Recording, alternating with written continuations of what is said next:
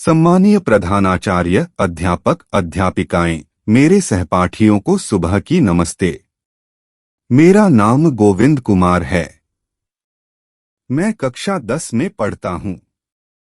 मैं आपके सामने गणतंत्र दिवस पर भाषण दे रहा हूं। मैं अपने कक्षा अध्यापक की बहुत आभारी हूं कि उन्होंने मुझे गणतंत्र दिवस के इस महान अवसर पर अपने विचार रखने का मौका दिया। मेरे प्यारे मित्रों, हम इस राष्ट्रीय उत्सव को हर साल संविधान निर्माण की याद और इसके सम्मान में मनाया जाता है।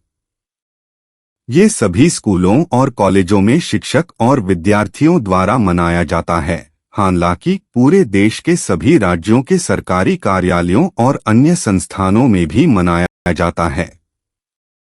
मुख्य कार्यक्रम भारत के राष्ट्रपति और दूसरे देश के आमंत्रित मुख्य अतिथि के सामने राष्ट्रीय राजधानी नई दिल्ली, राजपथ, इंडिया गेट पर होता है।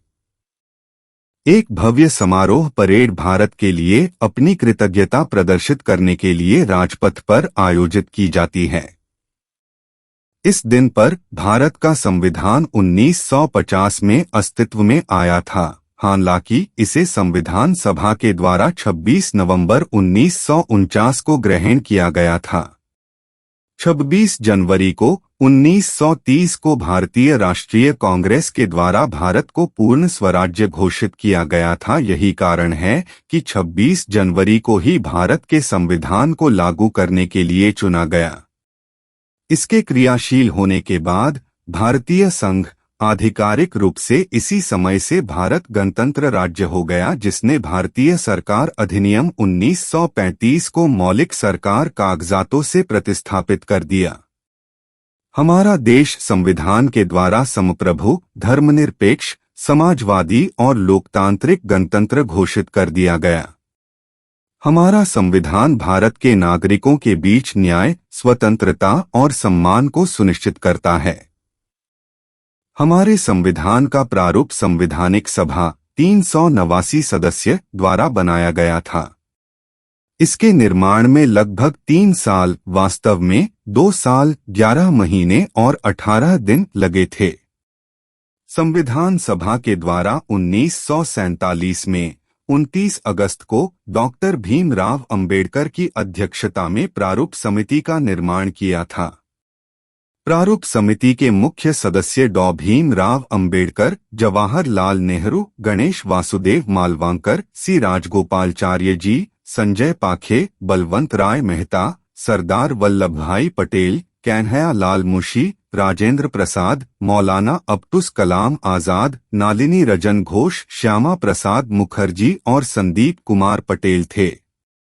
प्रारूप समिति के सभी सदस्यों में से लगभग 30 से ज्यादा सदस्य अनुसूचित जाति से थे।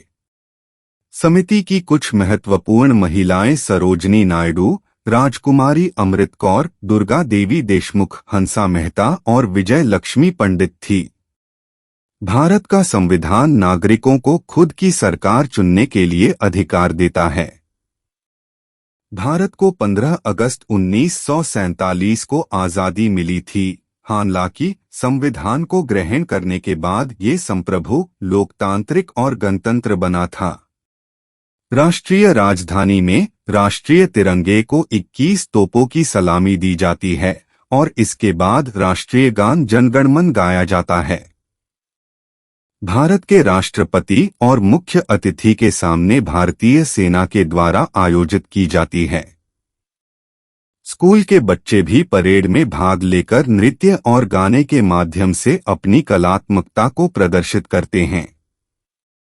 भारत की विविधता में एकता दिखाने के लिए ये राजपथ पर राज्यों के अनुसार झांकियों को शामिल करता है। धन्यवाद। जय हिंद।